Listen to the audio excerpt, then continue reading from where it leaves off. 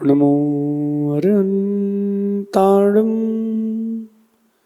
नमो सिद्धाणं नमो आयिरीयाणं नमो वज्रायाणं नमो लोये सवसाउणं। पंच परमेष्टि भगवंतों की, गणाचार्य भगवान विराग सागर जी मामुन राज की, पट्टाचार्य भगवान गुरुवर विशुद्ध सागर जी महाराज की,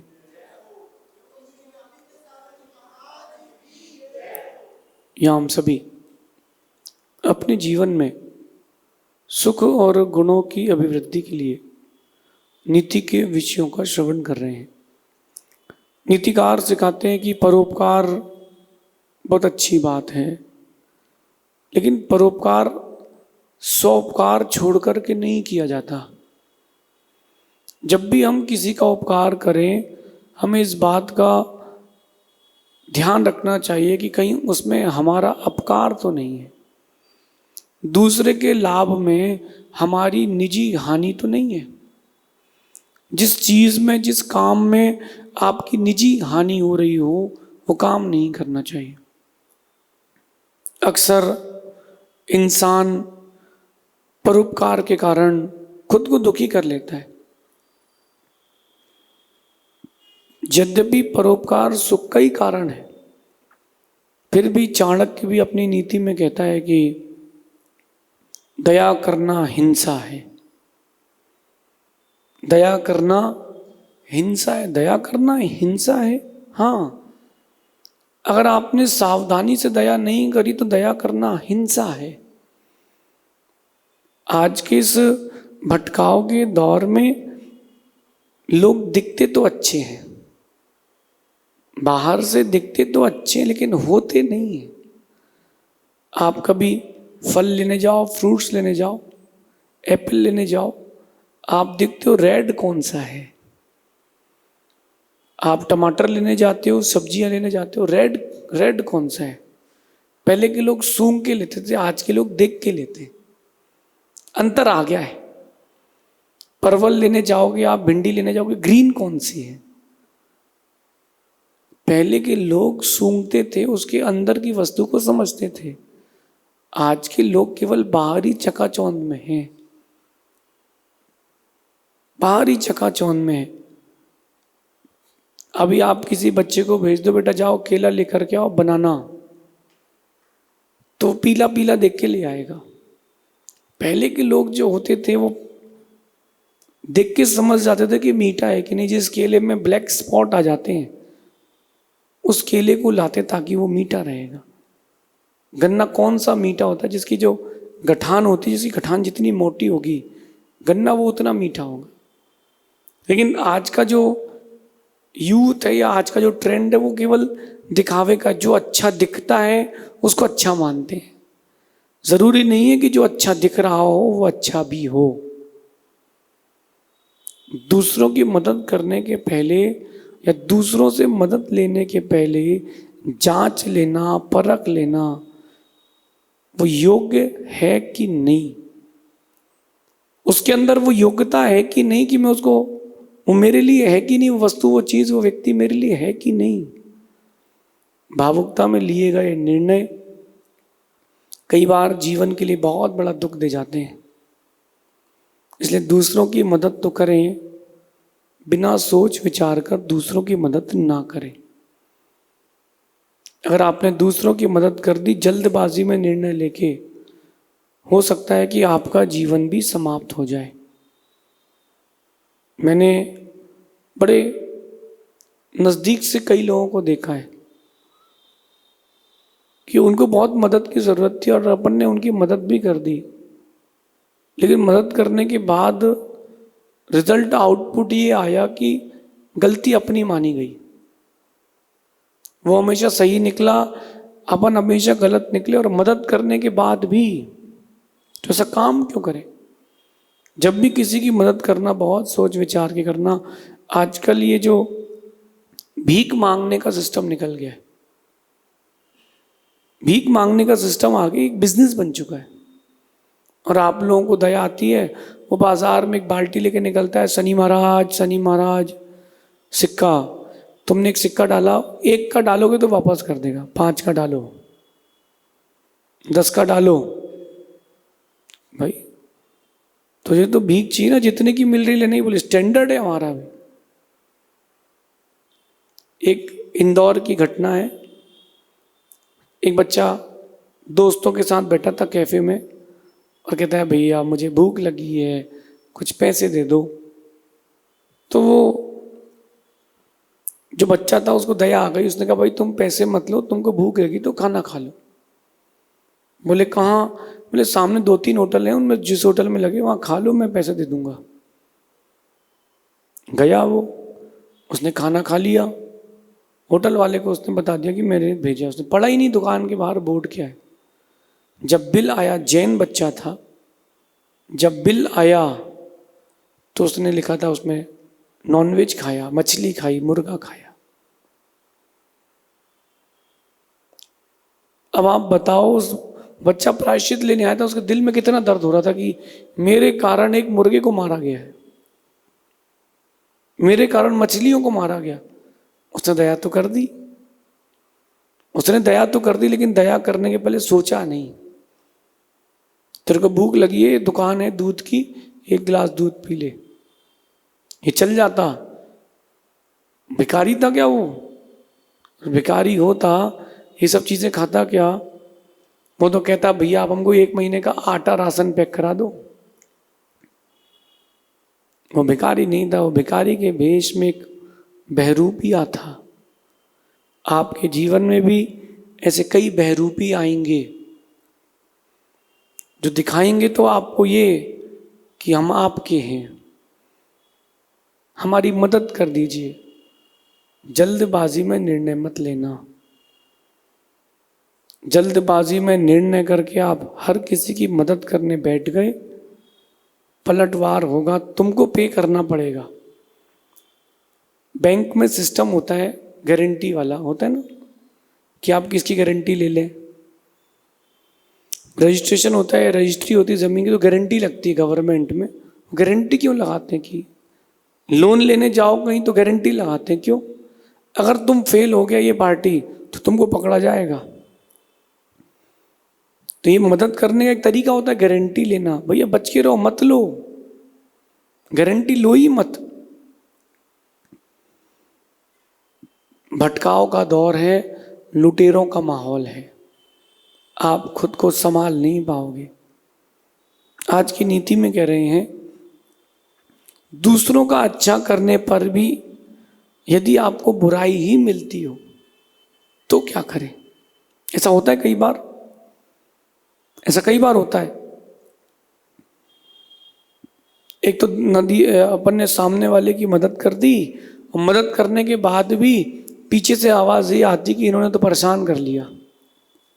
मेरे साथ भी हुआ कई बार ये बात कि किसी की अपन ने दिल से मदद करी और काम पूरा होते होते वो ऐसा पलटा और क्या कहता है कि आप मदद करने आए हो कि परेशान करने। मैं समझ गया कि गलती उसकी नहीं है, गलती मेरी है। उसकी क्यों नहीं है? अरे वो तो अपने नेचर में ही है, उसका तो काम ही है परेशान करना। एक सांप है, उसका काम क्या? डसना। एक बिच्छू है, उसका काम है डंक मारना। तो सांप का तो काम ही वही है। तुम ही नहीं पहचान पाए कि वो सांप है कि रस्सी। यही मैं आप सबसे कहना चाहता हूं कि आप पहचानना सीखें, सामने वाला सांप है कि रस्सी। जिसकी मदद कर रहे हैं वो आपको उसके बदले में देगा क्या? चल 4 लोगों के बीच में नाम ना ले तो ना ले, कम से कम बदनाम तो ना करे। 4 लोगों के बीच में अगर वो आपके लिए गुड वर्ड्स कहे तो ठीक है, इसके बाद भी वो बैड वर्ड्स कहे तो फिर क्या मतलब? ये जीवन में अपनी नीति उतारना कि लोगों की मदद बहुत सोच समझ के करना। अगर मदद करने के बाद भी आपको बुराई मिल रही हो तो मदद करना बंद ना करें। अपन नीति समझ रहे हैं ना, मदद करना, दूसरों का अच्छा करना बंद ना करें। बस अब आपको सावधान रहने की आवश्यकता है। अब आपको सावधान रहने की आवश्यकता है कि ज़्यादा लोगों की मदद के चक्कर में ना रहें। कई लोगों को देखना आपकी वो 24 घंटे मदद के भाव रखते हैं। आप यहाँ बैठ रहे हो और कुछ यहाँ वहाँ देखो तो स्टूल चाहिए क्या, स्टूल ला दूं आपके लिए, मंदिर में आए हैं आप पूजा कर रहे हैं और बार बार जिनवाणी खोल रहे हैं तो बोलेगा कौन सी चाहिए, मैं ला दूं क्या आपको जिनवाणी। ऐसे लोग बेचारे बहुत सीधे रहते हैं, बहुत जल्दी दुख पा लेते हैं। खासकर जो लेडीज वर्ग है, महिलाएं हैं, वो जल्दी भावुकता में आके कर देती हैं। बिल्कुल नहीं करना।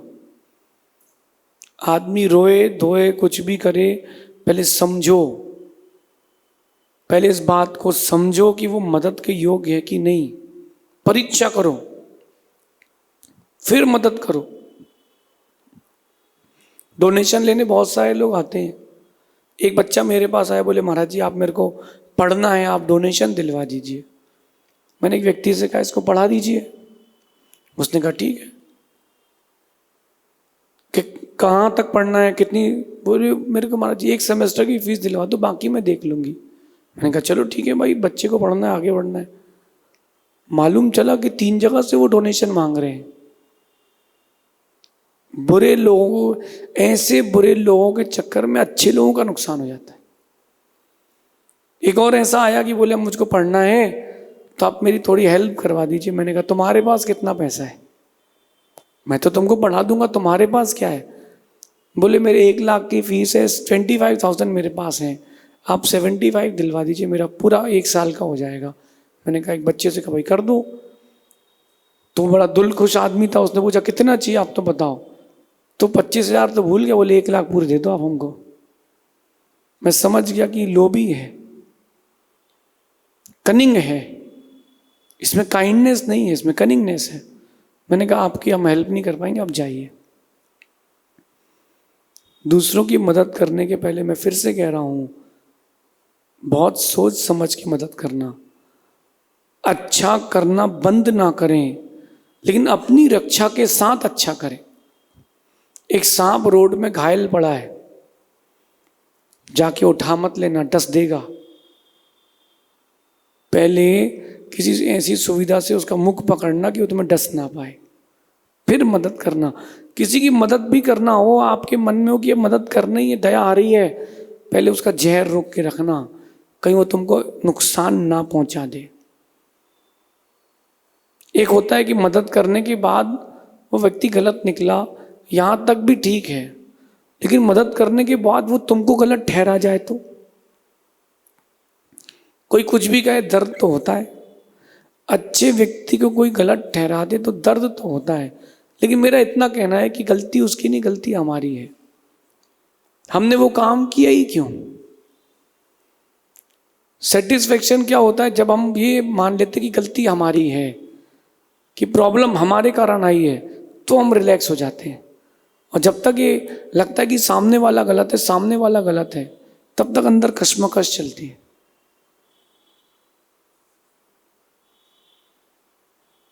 स्कूल की एक घटना है, 2 फ्रेंड्स बैठे थे आगे पीछे, एग्जाम दे रहे थे। एक हिंदी मीडियम का था, एक इंग्लिश मीडियम का था। लेकिन जिसके पास पर्ची आई हिंदी मीडियम की, क्वेश्चन की एक पर्ची मिल गई, आंसर मिल गया, यहाँ वहाँ से घूम के हिंदी मीडियम में था, और पर्ची आई इंग्लिश के आंसर की। वो आगे वाले फ्रेंड से कहता अपने भाई इसकी हिंदी कर देना, थोड़ी सी हिंदी कर दो तो मैं इसको अपने हिसाब से जमा लूंगा। उसने दया करके पर्ची के पीछे हिंदी कर दी। पर्ची उसने वापस करी, इतने में उसके सर ने उसको पकड़ लिया, तेरे पास पर्ची? वो क्या कहता, सर मेरी नहीं है। वो ये भी कह सकता था कि नीचे पड़ी मिली है कि कुछ है, इसकी राइटिंग है सर, मेरी नहीं है। सामने वाले दोस्त को फंसा दिया उसने। बोले सर राइटिंग इसकी है। सर भी समझदार थे, उन्होंने कहा राइटिंग तुम्हारी है हिंदी की? बोले हाँ सर मेरी है, इसी ने कहा था हिंदी में करने, क्योंकि मैं तो इंग्लिश में लिख रहा हूं, मुझे हिंदी से क्या करना। मैं तो अपना पेपर इंग्लिश में लिख रहा हूं, मुझे हिंदी से क्या लेना देना। इसने पर्ची दी थी कि हिंदी कर दो, कैंसिल उसका एग्जाम हुआ। जब कभी ऐसी परिस्थिति आए तो नीति से भी काम लें, मेरा है इस चक्कर में सब खत्म ना कर बैठे। बात की गहराई से, इस बात को बड़ी गहराई से समझना। आपने किसी की मदद करी है और वो धोखा दे गया, चलेगा, कम से कम तुमको एक बैकफायर तो नहीं हुआ, लेकिन तुमने उसका अच्छा किया और वो तुमको ही उल्टा गलत ठहरा गया तो गलत हो जाएगा। मैंने अपने जीवन में एक दृश्य देखा और मैंने उस दिन के बाद से मदद करने का तरीका बदल दिया। हमारे घर के पास एक स्क्वायर था, चौराहा, वहां मैं देखा भीड़ लगी थी, एक आदमी चिल्ला रहा था, चीख रहा था, उसके दोनों हाथों के पंजे और पैरों के पंजे नहीं थे, उसको गलित कुष्ठ था कि शरीर उसका जो था ना गल गल के खत्म हो रहा था, एक एक बूंद उसकी शरीर से टपकती थी और शरीर गल रहा था। मैं रोज उसको एक एक सिक्का डाल के चला जाता था कि गरीब आदमी है बेचारा, कुछ तो करेगा। करता रहा, मैंने 6 महीने बाद देखा, मैंने उसको वैसे ही वही चीख रहा, वो चिल्ला रहा, उसको इतना जो हाथ का पंजा नहीं था वो यहां तक पूरा हाथ चला गया, 6 महीने में इतना गल गया। मैंने कहा इतनी बड़ा रोग, 6 फीट का आदमी केवल 3 फीट का बचा, दोनों पैर गल गए घुटने के नीचे तक और ऊपर तक, यहां तक पूरे हाथ गल गए। मन में बड़ी व्यथा हुई कि मैंने कहा बेचारा ऐसा परेशान हो रहा है। एक दिन रात को किसी काम से मैं जा रहा था तो एक रिक्शे वाला उसको उठा के रिक्शे में रख रहा था। मेरे मन में जिज्ञासा हुई कि यार देखें तो कि ये बेचारा खाना कैसे खाता है, कहाँ रहता है, अपन कोई और भी मदद कर सकते तो कहीं शिफ्ट कर देंगे। देखा, मैं रिक्शे वाले के पीछे पीछे गया, वो एक शराब की दुकान में रुके, शराब की दुकान में रुके और उस रिक्शे वाले ने पहले उसको खाना खिलाया उसी पैसे से और शराब की 2 बोतल लेके आया, एक खुद पी और एक उसको पिलाई। मतलब साफ कि वो नशा बंद नहीं कर सकता, हमारे पैसे से वो नशा कर रहा है। पाप मुझे लग रहा है क्योंकि पैसा मैंने दिया है। उस दिन से मैंने पैसा देना बंद कर दिया। आप लोग भी किसी को पैसा ना दें, मदद करना है हाजिर में मदद करें, पैसा ना दें। पैसा देने से वो और बिगड़ जाएगा।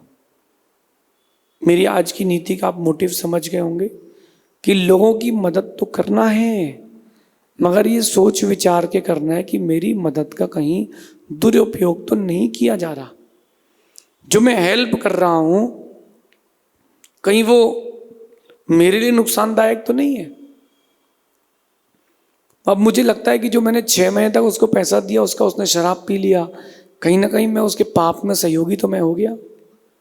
इसलिए भैया बच के मदद करें, सोच समझ के मदद करें। जब भी मदद करें व्यक्ति और व्यक्तित्व देख कर करें, क्योंकि कब कौन पलटेगा कोई भरोसा नहीं है। कब कौन पलटेगा भरोसा नहीं है। स्वार्थ की दुनिया है, जैसे ही स्वार्थ पूरा होगा आदमी बदल जाएगा, आप बैठे रह जाओगे। सोच समझ के मदद करें। मदद करना अच्छा है, लेकिन बिना सोचे मदद करना अच्छा नहीं है। इसलिए जब भी किसी की मदद करें, आप हेल्पिंग नेचर के हैं, बहुत अच्छी बात है, लेकिन किसी की भी मदद बिना सोचे समझे ना करें। परीक्षा करें फिर मदद करें, लेकिन सिर्फ परीक्षा ही करते ना रहें, मदद भी करें। शेष आगे देखेंगे। भगवान महावीर स्वामी की जय।